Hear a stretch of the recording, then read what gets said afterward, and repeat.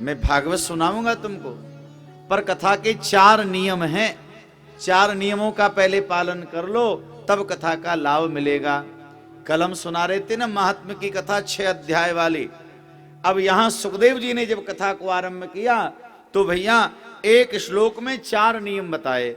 इन 4 नियमों का पालन कर लो, कथा का पूरा लाभ मिल जाएगा। क्या नियम है? कौन कौन से नियम है?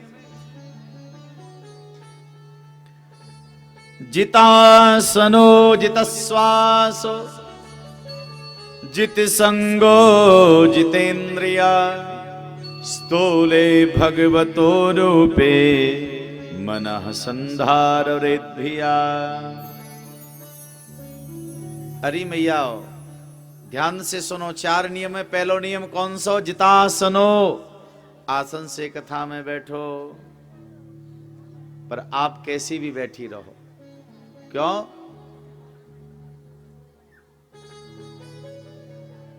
क्योंकि यहां हमारे कहने से जैसे तैसे पालती बना के बैठ भी गई तो बहू तो खूब है घर में। कोई कहे मेरे 2 बहू हैं, कोई कहे मेरे 4 हैं, कोई कहे मेरे 5 हैं, काऊ के कितनी बहू हैं, पर सेवा करे काऊ सी? बताओ, ना करे ना। इसलिए मैया मैं तो यही बोलूंगा, कैसे भी बैठ जाओ, जैसे तुम्हारी मर्जी हो। अब यहां बेचारी, क्योंकि बड़ी बूढ़ी जो मैया हो ना, ये मान जल्दी जाए। ये अब हम कह भी देंगे तो सोचेंगी लाला कह रहे हो तो चलो बैठ जाओ। अब बैठ जाएंगी, फिर घुटने रात भर दुखते रहें, दर्द करते रहें, तो सोचेंगी खूब बढ़िया कथा में गई और ऐसो नियम बता दियो, हम कथा सुनवे कैसे जा पाएंगे।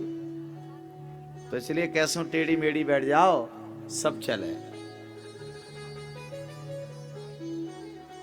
पर एक नियम तो ले लो, कथा के बीच में अपनी कथा मत सुनाओ।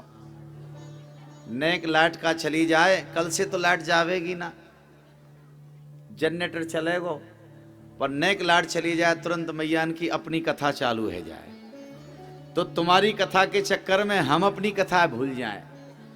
तो कम से कम भैया जो कंडक्टर साइड वाले जो देवता या श्रोता हों, बिन्ने विशेष ध्यान रखना चाहिए। इसलिए या नियम है तो ले लो कि जब तक कथा चले हम केवल श्रवण करने आए हैं, तो ये भी एक नियम है हमारा। पहला नियम जितासनो, और दूसरा नियम का है जितश्वास हो, श्वास को जीतो, प्राणायाम करो। बाबा रामदेव जी वाले प्राणायाम, महाराज अनुलोम विलोम करो। एक नासिका छिद्र से श्वास भर के खींचो, धीरे धीरे लो और दूसरे नासिका छिद्र से निकालो। या प्रतिक्रियाएं आप हमेशा करते रहो। फिर धीरे धीरे, भागवत में तो लिखा है श्वास को जीतना चाहिए, उम्र बढ़ जाती है। पर ये मेरी सलाह बिल्कुल नहीं है आपके लिए।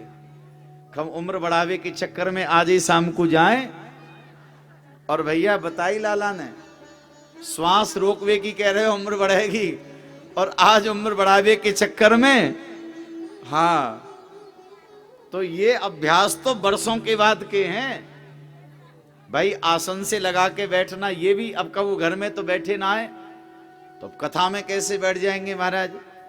अब प्राणायाम किया तो है नहीं, एक दिन में ही श्वास रोकने लगे तो कैसे काम चलेगा। ये बरसों बाद का नियम है, लेकिन भैया अनुलोम विलोम हमको प्रारंभ करने चाहिए। ये श्वास को जीतने को भगवान सुखदेव बता रहे हैं। और तीसरा नियम क्या बताया? जित संगो, भैया संग अच्छा करो। ऐसे श्रोताओं के साथ में बैठो जो आपको परेशान नहीं करें, जो आपका ध्यान कथा से हटावे नहीं। संग अच्छा करो। संग जीवन को बनाता है और संग ही जीवन को बिगाड़ता है। ये तीसरा नियम।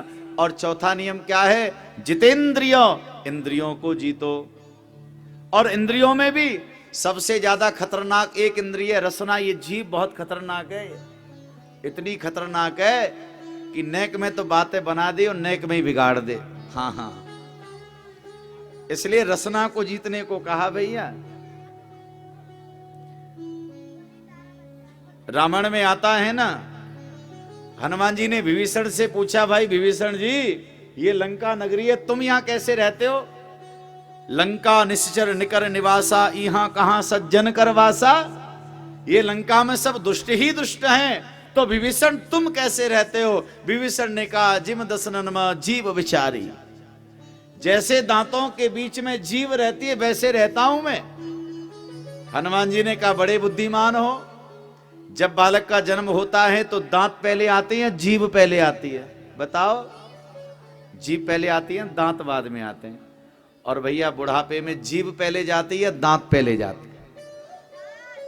हाँ, तो हनुमान जी ने कहा घबराओ मत, अगर तुम जीव की तरह रहोगे और इसी प्रकार से भगवान का भजन करते रहोगे तो दैत्य रावण के जितने भी महाराज ये दांत हैं ये सब टूट जाएंगे और तुम फिर भी बने रहोगे।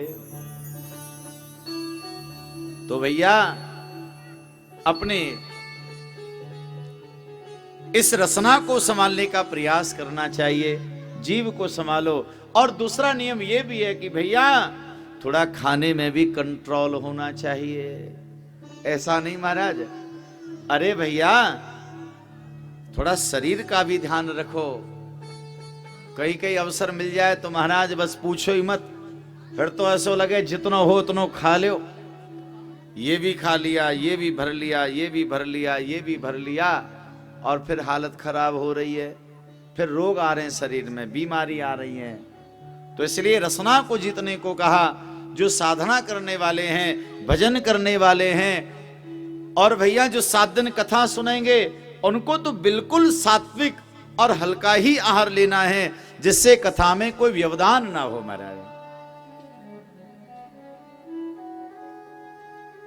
ये 4 नियम बता दिए, अब चारों का पालन कर लेना, ठीक है ना? हाँ,